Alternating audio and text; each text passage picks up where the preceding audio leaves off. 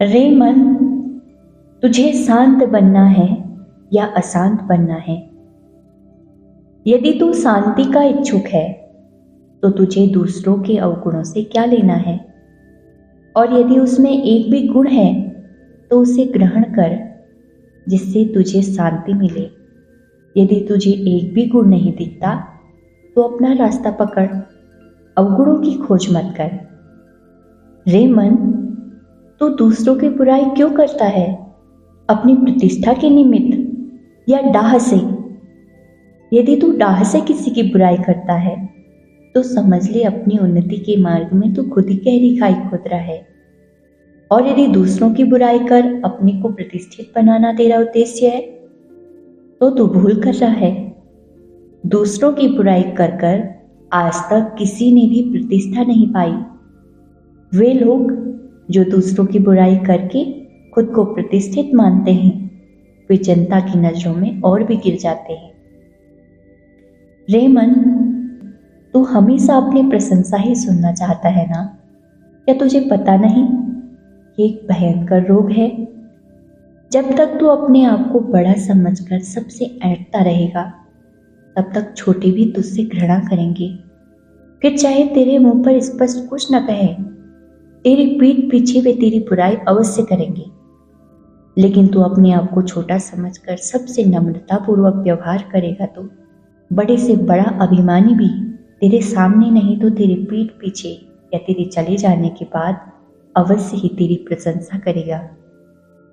देख मन, तू सबसे अपनी सत्य सत्य स्थिति कहेगा ना तो वे भी अपनी यथार्थ स्थिति तेरे सामने प्रकट करेंगे। उससे तुझे बहुत ही फायदा होगा। और यदि तू सबसे अपनी बात बढ़ा चढ़ाकर कहेगा तो इससे लाभ तो कुछ नहीं होगा, उल्टा तुझे उनके दिल में झांककर जो अनुभव हो सकता था उससे भी तू वंचित हो जाएगा। और यदि तुझे किसी की भी असलियत जाननी है तो पहले अपनी बनावटी भेष को बदल, क्योंकि यथार्थ स्थिति आज नहीं तो कल अवश्य ही प्रकट होगी। जब तू दूसरे के मनोभावों को झट से समझ जाता है तब क्या तुझे विश्वास नहीं कि दूसरे भी तेरे मनोभावों को न समझ सकेंगे?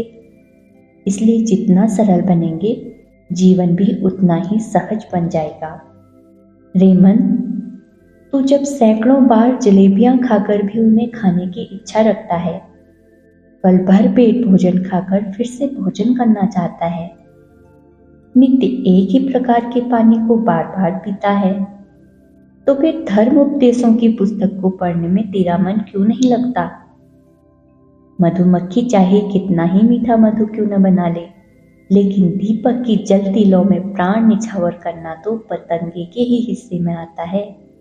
लाख प्रयत्न करने के बाद भी मधुमक्खी वो शक्ति नहीं जुटा पाती।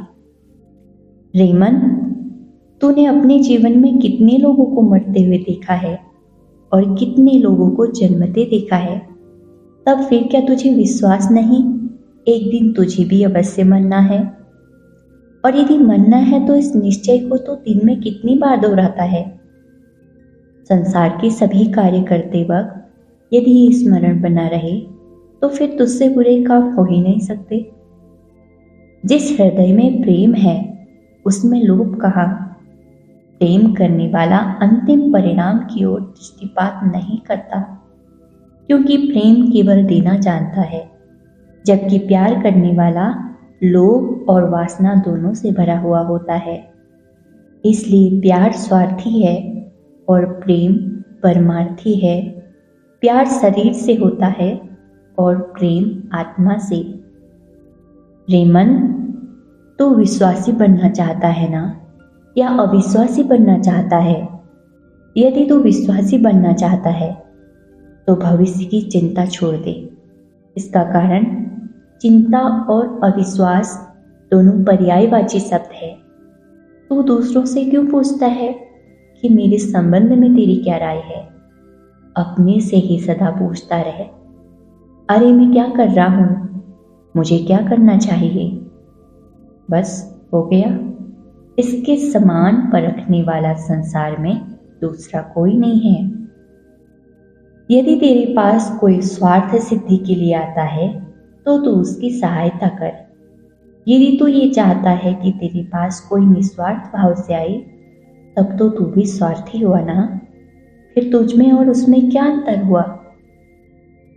रेमन, तू क्या चाहता है? कीर्ति और सम्मान? ये तो सरल है। दूसरे की निंदा करना छोड़ दे, चाहे कोई कितना ही निंदनीय क्यों ना हो। उसे भी जितना हो सके आदर और सम्मान दे। सम्मान के बदले ही तो सम्मान मिलता है, और तेरी कीर्ति का प्रचार स्वतः ही हो जाएगा।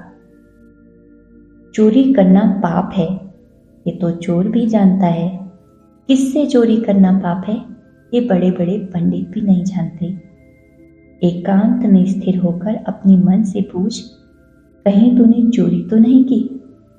ये मन ही तो है जिसे आज तक कोई नहीं पकड़ पाया।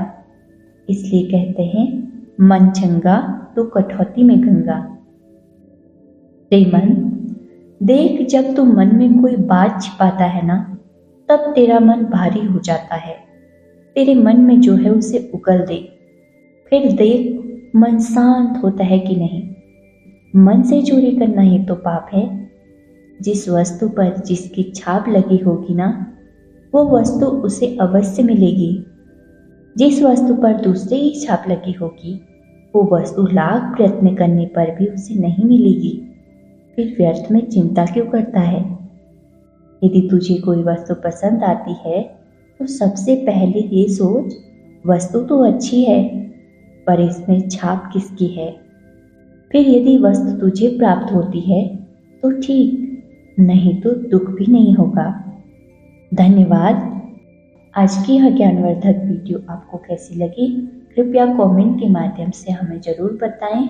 और अगर आपको ये वीडियो पसंद आई है तो अपना अमूल्य लाइक ज़रूर कीजिएगा, ताकि हमें भी मोटिवेशन मिले। हम इस तरह की ज्ञानवर्धक और प्रेरणादायक वीडियोस आपके लिए लाते रहें। मिलते हैं अगली वीडियो के साथ। धन्यवाद।